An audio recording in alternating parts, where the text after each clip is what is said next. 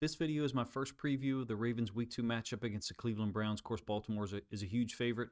I'm going to focus this one in very intently on one player, or in fact two, that the Browns utilize on offense and relied upon heavily. I was very surprised to fire up the film from last week's 17-16 loss to the Bengals and see the wide variety of ways that Harold Fannin Jr. was used. There's been a lot of talk about how much 12 personnel the Browns deploy in week 1 against the Bengals, and I get it, but their 12 personnel takes on many forms. It's not all just heavy personnel sets, and in fact, I would offer to you the pairing that they have there, Fannin and Njoku, as a 12 personnel group, it can really be anything they want. It's somewhat similar to Mark Andrews and Isaiah Likely in that they're both primarily receiving threats rather than guys who will be used as an inline blocker at the point of attack. Going to take a look at plays from the first 4 possessions of their loss last week to the Bengals. This is a 1st and 10. In fact, it's the first play of the game.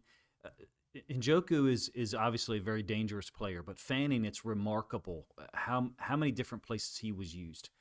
The versatility that he was shown in at least the job responsibilities or the tasks he was given on each play. There's some loss in efficiency when you're given too much to do, and you'll see that as this video kind of winds itself down. So split zone concept, Fannin as the kick out or the hide. It's a direct downhill run play out of pistol. The running back is basically going to the side where Fannin emanated from, and then Fannin's trying to get out to this edge defender, which I believe is Trey Hendricks, and he can't do it, right? The offensive line is working downhill, and the left guard is unable to deal with the defensive tackle, ends up kind of getting bowed into to Fannin's path, and as a result, there's no opportunity for a cutback for the running back behind that kick-out block by Fannin. It really doesn't matter. He still hits it downhill, and I think gets a pretty good gain. End zone angle of the same play. I'll generally spot shadow Fannin in yellow and Njoku in purple. It's a 12 personnel group, but like I said in the intro or the lead-in, I wouldn't consider this a heavy personnel group. I do think the Ravens are probably going to match out of their nickel defense in most cases because Flacco and the Browns have the ability to adjust or switch formations if we stay in our base. 1st and 10, early in a possession, probably stay in our base defense. He can't get to Hendrickson, like I said, so it's tough to judge Fannin on the effectiveness of what he's trying to do because his path is absolutely obstructed. He can't get to Hendrickson at all. Running back still hits it downhill. I will say this. I really like what this center does here, working to the front side, and then watch him at the last second peel back to go get Wilson, the Mike linebacker. You can see the center has stepped to the play side, and he's appears to be looking at Demetrius Knight, who had 10 tackles, by the way, and then he'll peel back on Wilson to pick him up, and that's exactly where the running back cuts this off of. Really nice example, if you ask me. Well, I mean, we're used to that. That's the type of stuff that Tyler Linderbaum really does all the time. Still first possession, 12 personnel again. Twin wing is the formation, so 2 tight ends and the running back set into the boundary. It's a 2nd and 5. This is a high-low concept into the boundary. Most of the time when you get twin wing A, the running back on the same side, you're talking about a same-side run, a downhill run concept. I think this tells you a little bit about the Browns' mentality, how they view Fannin and Njoku together on the field at the same time. Flacco definitely looking down to that side. You'll see that often, man. His first look is Njoku and or Fannin. Fannin is to the read side a lot. Inside linebacker is going to try to recover. Flacco gets this ball out quick after a slight pump fake, gets the first down. Like I said, first 2 plays of the game, or 2 of the first 3 plays of the game, he's at the point of attack, Fannin, as the split zone blocker on the first play I showed you, and then here as a target into the boundary where Joe Flacco looked first. Some really interesting usage coming up of Fannin and perhaps some tendencies, if you will, in how the Browns tried to attack the Bengals, and maybe those tendencies last or persist into this Week 2 game with the Ravens. So 12 personnel, he's spot shadowed in yellow, and Njoku is down at the bottom side. The first 2 times that he's used as an outside wide receiver, like you see here, he's asked to lead block. And I think that's interesting. How far into the season or how far into the game against the Ravens is that tendency going to persist? You see what I mean here? The running back crosses Flacco's face. Njoku and the wide receiver Tillman are both blocking the same guy. It's interesting. I wonder if that's because of the off coverage that the Bengals had and the numbers really that the Browns gained 3/2 out here with one and perhaps two guys to pursue inside out. But in any case, like I said, Fanning used at the point of attack along with Tillman on the double.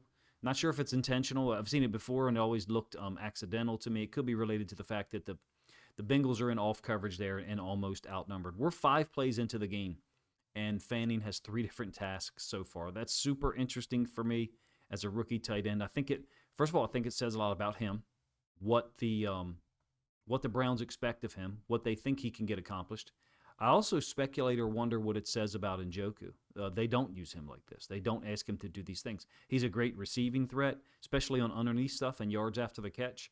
I wonder, what they think of Njoku's ability to be versatile versus Fanning's immediately. It's a very interesting dynamic, if you ask me. Njoku inline tight end, Fannin as the fullback. You're going to see some loss in efficiency this time. It's still the same drive, 2nd and 4 out of 12 personnel. So they're playing him at fullback, basically. He's going to go the wrong way. I think this is a power concept to the top side. Fanning stepped to the right, the bottom side of our screen, and you've got a real mess of the way this play looked. I had to watch it multiple times. I don't think that this right tackle is trying to pull and wrap, and I'll show you why from the end zone angle in a moment. Njoku is just trying to dig out the backside D end.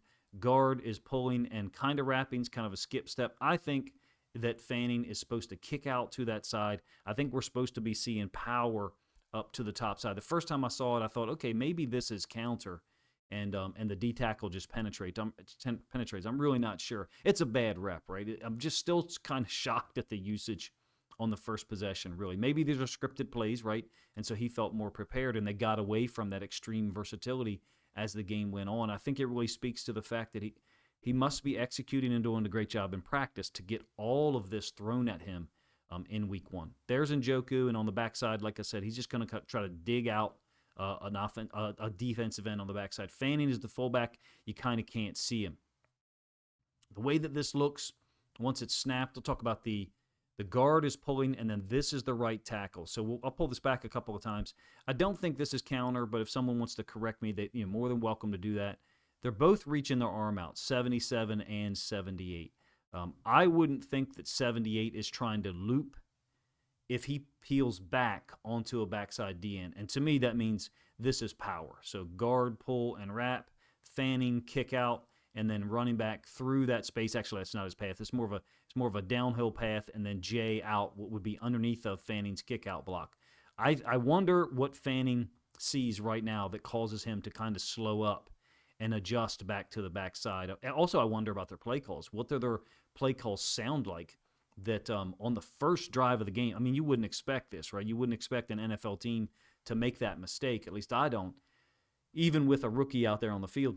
I wonder what their calls are like, how they utilize their calls, whether it's numbers or whether it's terms. Terminology oftentimes is phonetic, things with the letter R in them are to the right, things with the letter L in them are to the left. Some teams, we used to do this, would utilize words from different languages so that our players would be exposed to those things, and presumably other teams would not. I just think that the umbrella of tasks that Fanning was given, especially on this first possession, is truly unique. Still the first possession, second time that Fanning is split out as a wide receiver, and Njoku is the number 3 in a tight end, a trip set. And it's going to be, guess what, another screen out in front. He gets called for an OPI here. He'll leave early, I guess, and make contact early, I should say, on this nickel defender, this overhang. So this is one of the reasons why I think the Ravens might need to be in nickel as much as possible. I believe that this is a first down. Like I said, couldn't really see the marker. But here is Fanning making contact with the nickel DB out in front as Njoku catches the ball. It's not like really that it's a super effective block, to be honest with you. There's inside pursuit from Wilson and then the safety. I think it's Dax Hill, but I could be wrong. That might be Battle, who had 12 tackles on the day. But you've got a second mistake by Fanning here. Just on this first possession. One of them was at fullback, and the other one was at slot wide receiver. So that doesn't speak highly, I guess, to some people, but it's just, to me, impressive that he's being used in such a wide variety of ways. He did finish with 7 catches on 9 targets for 63 yards. Fanning still on the first drive is the only tight end on the field. It's 11 personnel, one running back setting up next to Flacco, and they're going to use him in a wildcat set. Shocking to me that this occurred on the first drive. And like I said, the fact that he can be used in a wide variety of ways like this in his first game in the NFL, and we don't really ever see any of this type stuff from Njoku, I think says a lot. It's QB power, wildcat QB power. So we're talking about Fanning running the football. Guard, pull, and kick, and then this running back lead.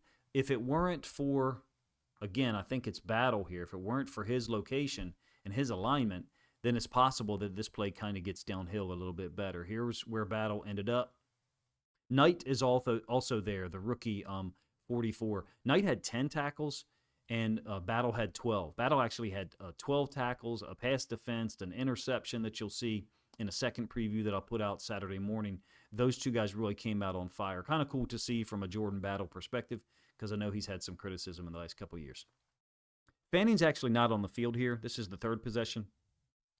Njoku is. And he's going to get an easy catch. I say easy catch, pretty easy catch over the middle between the inside linebackers. These inside linebackers are kind of going to widen up and open up this path. It's a third down, by the way. Or it's a 2nd and 10, excuse me. These are the kinds of catches I think we've really got to limit. We cannot allow Njoku to get this kind of space because he's so good after the catch. Once he catches the ball, especially if he's moving in one direction, he's really difficult to tackle for the DBs, safeties, and corners out in space, and you get an example of it here. Catch of 17 yards, I believe, on the third possession. The game was somewhat weird to watch in that the Browns and the Bengals had very limited possessions. I think the Browns' fourth possession was the opening possession of the third quarter. In any case, at halftime, Cincinnati led 14-10. That actual fourth possession opening the quarter, this is Fanning on a 3rd and 3. This is a brilliant play, if you ask me, for him and for Flacco, to be honest with you. So Judy is the top side. He's kind of running an out and up, if you will, want to call it that. Fanning brings his route to the inside, and it's actually matched up with Battle for a moment, and he'll just leave him as Flacco starts to escape the pocket.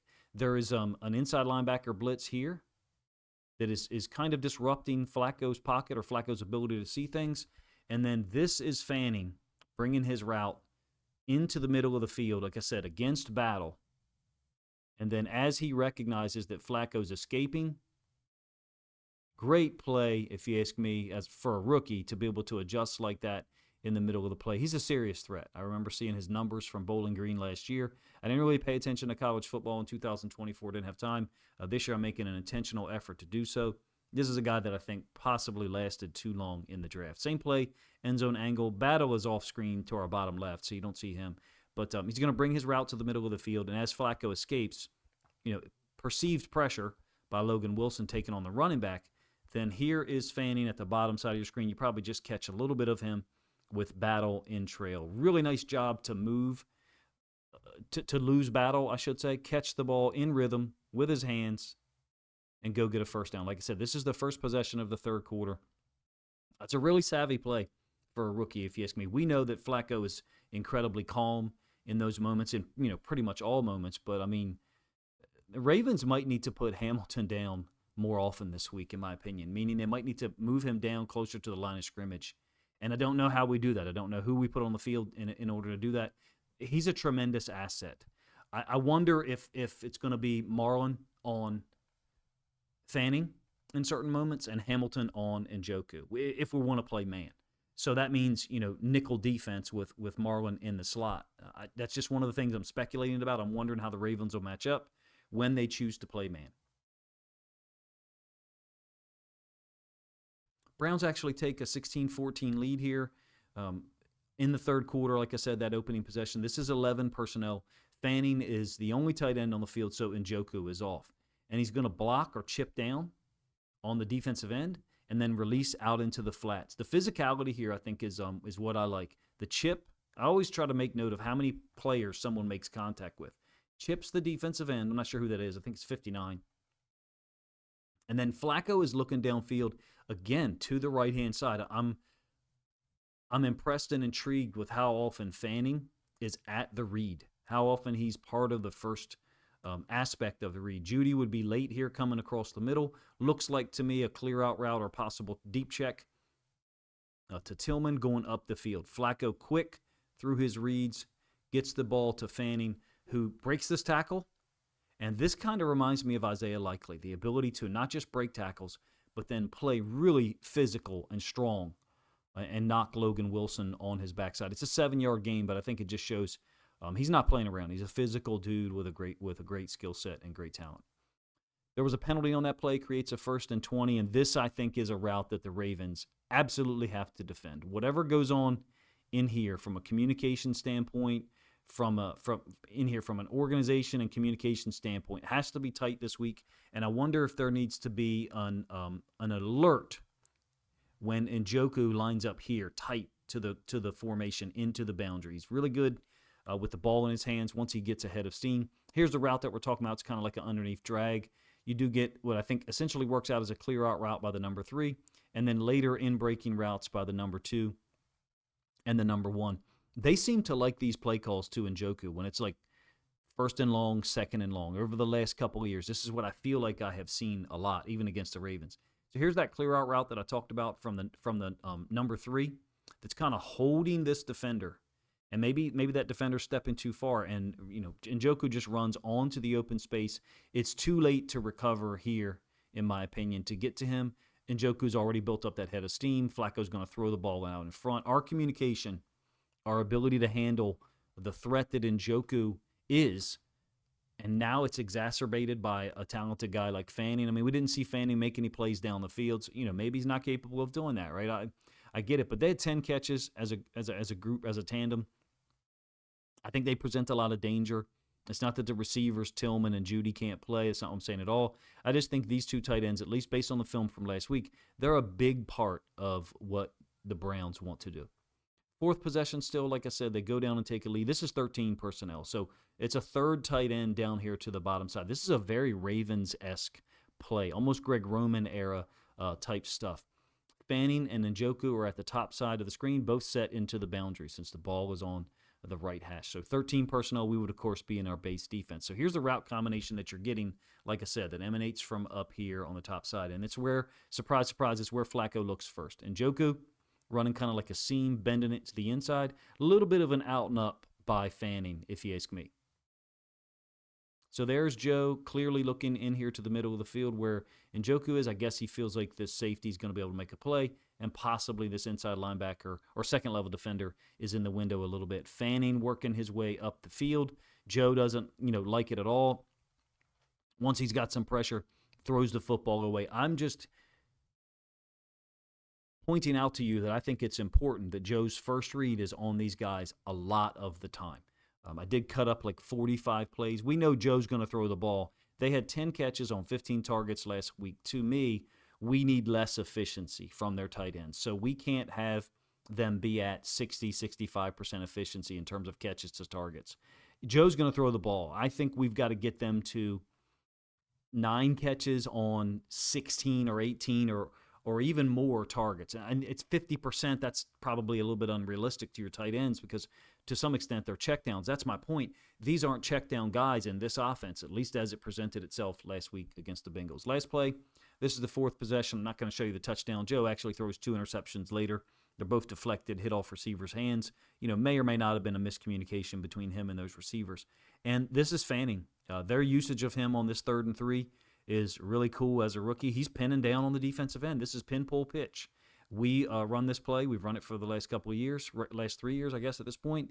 He's pinning down on the defensive end such that the right tackle can pull to the outside and lead on this pitch play. There's Fannin's helmet. I don't give you the end zone angle of this one. I think that they trust him a lot. He must have had a great training camp and been super impressive. Right tackle out in front. Running back is going to get the first down. Fannin is in here pinning down. He must have had a great training camp for them to expect all of this from him so soon. First NFL game. I didn't get a chance to watch the preseason Brown stuff, really at all, other than Shedeur Sanders and that first game. This is a very unique premiere for a rookie tight end, in my opinion. Njoku is still a very real threat, especially on those shorter routes where he can get ahead of steam, start to use his length and his strength to kind of bully smaller DBs who want to tackle him. I really think Fannin looks like a fantastic rookie just based on one exposure. He's got a wide range of skills from the standpoint of what they expected of him. Some of them were inefficient in this game, right? You had the hold or the OPI, on the bubble screen to Njoku. In addition to that, I think he went the wrong way on the fullback power play, which is crazy. But the Browns clearly trust him, or they did last week, and I don't think he gets a reduced role unless the Browns were really unimpressed in a way that I am not. It seems like an opportunity for Fannin to see what he can improve on or tighten up from last week. They certainly will be motivated not to start 0-2. The Ravens are a big favorite, rightfully so, I think, but they have to play. They have to play 4 quarters. Part of getting a win here, if you ask me, is slowing down or limiting Fannin and Njoku, making them less efficient. Njoku and Fannin and Njoku, whatever order you want to say them. I think they're somewhat equally dangerous, at least as presented from last week. Njoku has actually scalded the Ravens at times, especially on 2nd or 3rd and long. In any case, this is my first preview of the Ravens-Browns matchup for Week 2. May or may not be able to push one out for early Saturday morning. If you guys are interested, please let me know in the comments section. If you enjoy the video, please let me know as well. Likes and comments really drive the engagement, help the videos perform better, number 1. Number 2, if you think other Ravens fans would enjoy this film study preview of the Ravens-Bills matchup in Week 2, then please consider grabbing a link to this video, sharing it out on social media to help this content get more reach.